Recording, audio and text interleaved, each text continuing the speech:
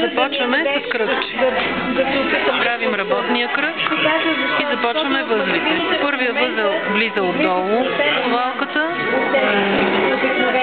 обръщаме, придвижваме към пръстите. Защитавам го с палец. Вторият възел, втората част на възела, отгоре, обръщам, прибирам. Това е първият двоен възел на фриволитето. Правя проверка. Отново с хванат възел между пръстите, дръпвам долната част на работния кръг. Ако се движи, всичко е наред. Продължаваме с същото. Втори възел. Втората половина на втория възел. Ето, станаха два.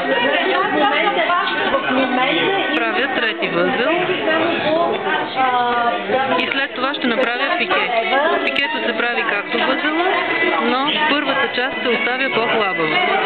Ето до тук, натискам с палеца и с втората част на възела фиксирам тази бримка.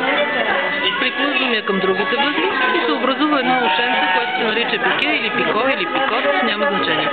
Продължавам с следващите три възела. Един, два. Ще се бързам, защото тук нещата се повтарят. Абсолютно едно и също е. Ето, направих следващите три възела. Сега ще направя отново едно пике. Второто пике. Следващите три възела. Два, три. И третото, последно пике. Спирам до тук. Натискам. Фиксирам. Стана малко по-високо от другото. В момента това няма значение. Едно. Последните три възела. Две. Три. Направих необходимия брой възли и пикета за първото кръгче. И сега, за да затворя кръгчето, доближавам началото и края на тази поредица от възли. Хващам ги с палеца и показалеца и дърпам овалката, докато работния кръг изчезне.